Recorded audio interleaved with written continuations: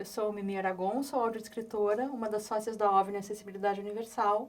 Lá a gente produz recursos de acessibilidade comunicacional, audiodescrição, legendas e libras. Eu vou aproveitar para me descrever, então. Eu sou uma mulher de 47 anos, sou branca, tenho os cabelos curtos, grisalhos, sou gordinha, estou usando uma camiseta roxa, uma bermuda preta que não aparece no vídeo, e sapatos vermelhos.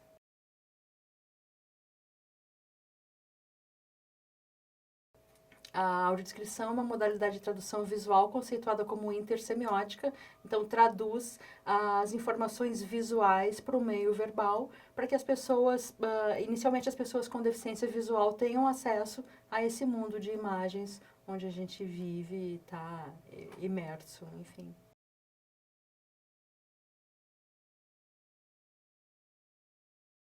Então, tudo que a gente pode ver pode ser descrito, né? Não existe restrição nenhuma. E aí a gente inclui audiovisual, né? Cinema, TV, teatro, artes cênicas em geral, dança, circo, ópera, museus, o acervo de museus, enfim, passeios turísticos. Na verdade, o que existe de imagem à nossa volta tem e precisa estar descrito para quem não tem condições de enxergar.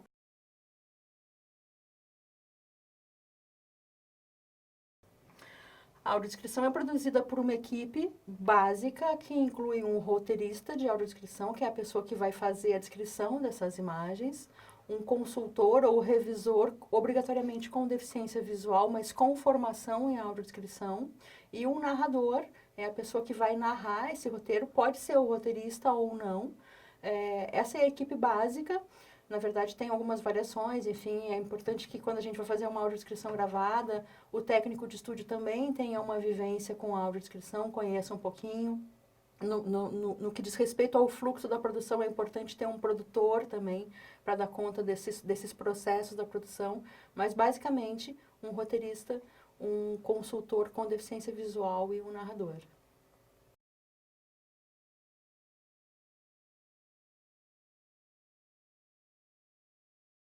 É preciso que esse profissional tenha uma formação específica. O fato de tu descrever a imagem para um amigo que tem deficiência visual não te transforma num audiodescritor. O fato de tu ter deficiência visual não te transforma num consultor em audiodescrição. E o fato de ter uma boa voz não vai te transformar num narrador. É importante que essa pessoa, esse profissional, esses profissionais dessa equipe passem por uma formação qualificada, robusta, com uma carga horária suficiente. Eu, pessoalmente, entendo e acredito que as pessoas que vêm das áreas da letras, da comunicação, das artes, vão ter uma facilidade um pouco maior nessa formação. Hoje, a formação no Brasil, ela se dá em nível de pós-graduação, né? Especialização, enfim. Mas é muito importante que a gente veja essa tarefa, que é de uma responsabilidade imensa. Nós somos os olhos das pessoas e a gente precisa estar efetivamente preparado para poder prestar esse serviço de uma forma qualificada e que respeite efetivamente os direitos das pessoas com deficiência de consumir produtos culturais, de consumir educação, de consumir turismo, lazer, o que seja.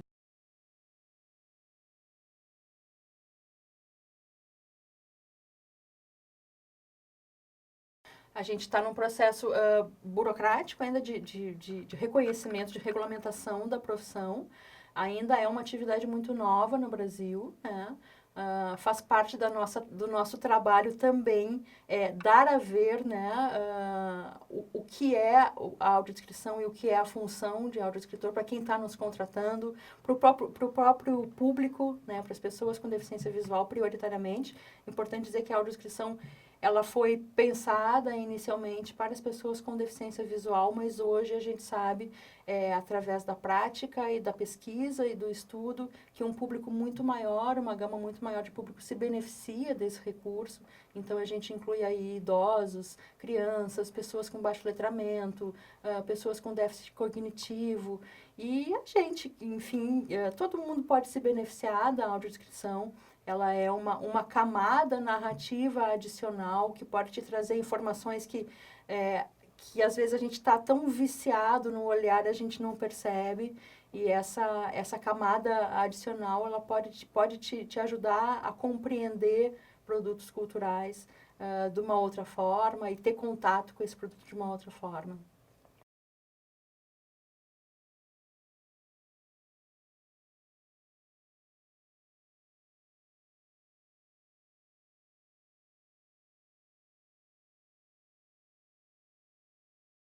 Eu acho que isso passa muito pelo tipo de produto que a gente está descrevendo. Se eu vou descrever, por exemplo, um catálogo de uma fábrica de tratores, eu não vou usar uma linguagem poética, eu não vou me valer de recursos como metáforas, enfim, na verdade, uma linguagem um pouco mais poética. Eu vou precisar usar uma linguagem mais objetiva. Por outro lado, se eu estou descrevendo uma obra de arte, uma tela do Van Gogh, eu não vou poder usar uma linguagem objetiva e que, enfim, naquela tela ali tem muito mais do que a gente simplesmente está vendo. A Noite Estrelada tem muito mais do que uma noite com o céu azulado e estrelas claras ali, né?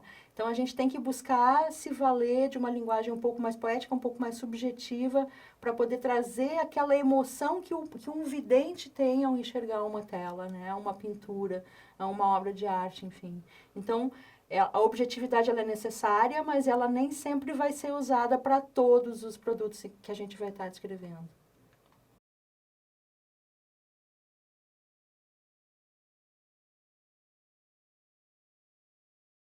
É importante ter um bom poder de observação, mas eu acho que anterior a isso, é importante exercitar a empatia, se colocar no lugar do outro, né? E isso a gente exercita tendo contato com o público da audiodescrição. Quem são essas pessoas? É um público muito heterogêneo, né? Nem todas as pessoas com deficiência visual, elas têm o mesmo nível de percepção visual do mundo. Então, a gente precisa conhecer essas pessoas, ter contato com elas, entender de que maneira a gente pode, a partir da nossa tradução visual, chegar a esse universo. É muito difícil, porque por causa da heterogeneidade do público, a gente tem sempre que encontrar um caminho do meio, né?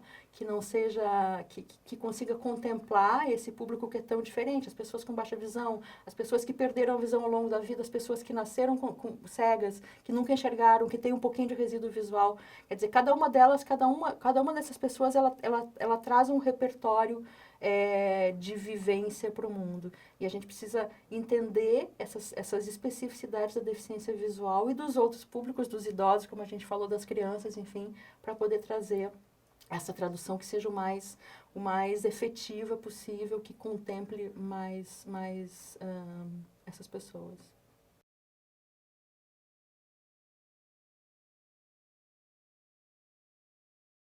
A importância dele passa pelo reconhecimento de que é um direito humano.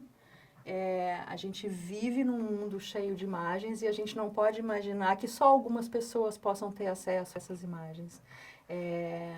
Quando a gente fala em comunicação de massa, a gente está pensando em chegar ao maior número possível de pessoas, né? A comunicação é isso, a gente alcançar, levar uma informação ao maior número possível de pessoas. Não se pode pensar no mundo em que a gente vive que só algumas pessoas possam ter acesso a algum tipo de informação. O mundo é de todos, vivemos todos no mesmo espaço e todas as pessoas devem ter direito a esse acesso. Quando a gente parte desse entendimento, dessa visão, a gente começa a se dar conta de que todo mundo pode se beneficiar da audiodescrição, tendo ou não deficiência visual, sendo ou não idoso, sendo ou não criança, tendo ou não baixo letramento. Então, é preciso que a gente entenda a audiodescrição como uma ferramenta de exercício do direito da cidadania e da própria humanidade. A gente precisa que as pessoas reconheçam que elas têm direito a isso e a gente precisa respeitar esse direito, porque todos somos iguais nas nossas diferenças nesse mundo tão diferente e tão desigual. E é preciso que a gente possa oferecer às pessoas e garantir que elas tenham acesso à informação.